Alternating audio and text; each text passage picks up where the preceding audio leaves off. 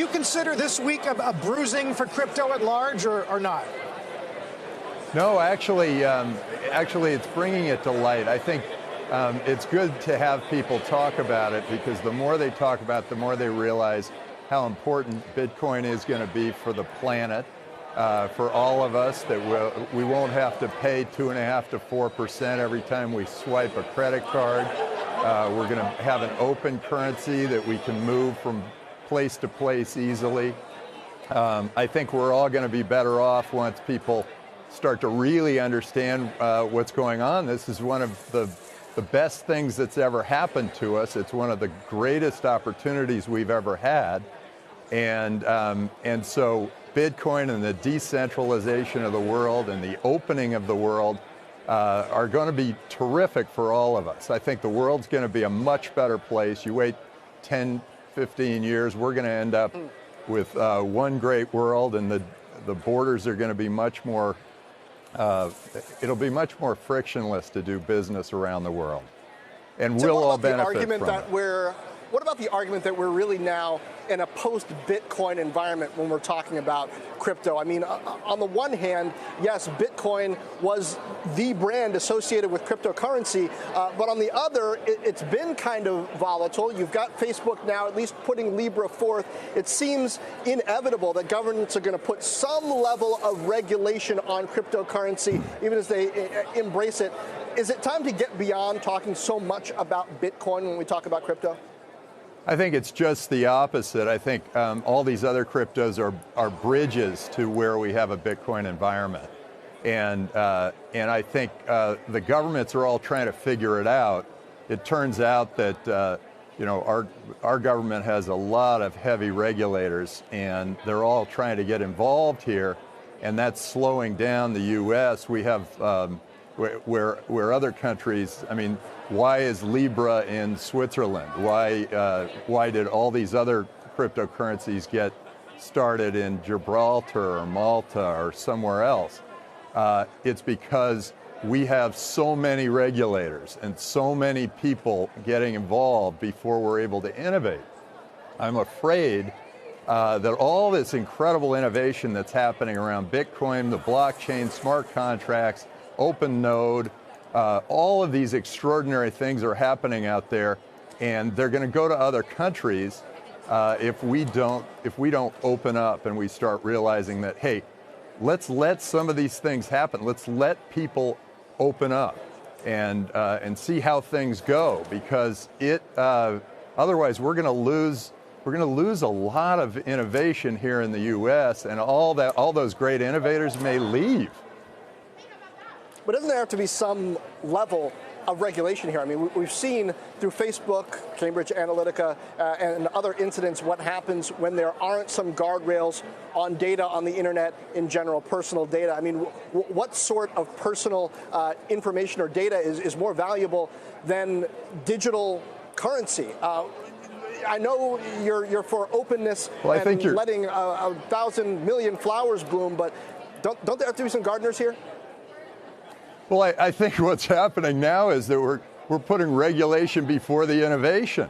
Facebook's just announced Libra. They haven't even been able to ship it yet, and the regulators are all over them. I mean, let them ship the thing. Let's see how it happens. Let's let things roll. And then if there's a problem, then great. Now it's time for regulators to step in. Yeah, if there's something that's hurting humanity. Actually, I think the things that are hurting humanity are all the regulations that are keeping us from all these amazing innovations. So when the Treasury Secretary, and I think he was referring specifically to Libra, said it's based on thin air, I mean, have you addressed your concerns with the administration, at least on their level of doubt? Well, the dollar's based on paper and the promise of a government. We have long since left the economy that uses shells or gold, or even the promise of gold. We're way past that. Currencies are ethereal, and the values of currencies have to do with people honoring them, trusting them. And that trust is there for Bitcoin, and the trust will probably be there for Libra if the government lets it happen. And I think we'll all be better off. We won't have to pay the banks 2.5% to 4% every time we swipe a credit card. We'll be able to move our money across borders. Like if you're in Libya and the military comes in and shoves you out of Libya, you've got a bunch of Libyan currency. You're not going to be able to use that in Greece, so you're stuck and you're a refugee. If you had Bitcoin, you'd be able to move across that border, pull down your Bitcoin, and start your life again. I think this is a major opportunity. The world has never seen anything like it.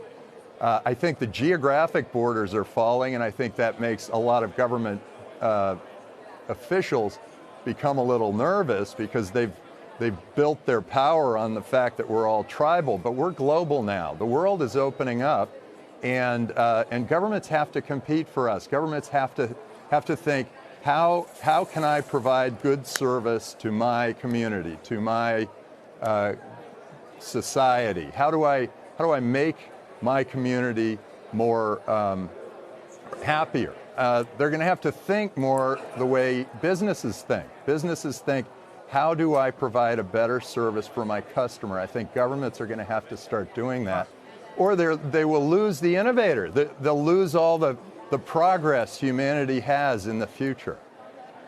Certainly, those are the arguments we're getting from a lot of supporters of the concept at large. Finally, Tim, I don't want to have you on and ask about Theranos every single time, but viewers are legitimately curious about whether your views of Theranos or Holmes have evolved since we last spoke to you.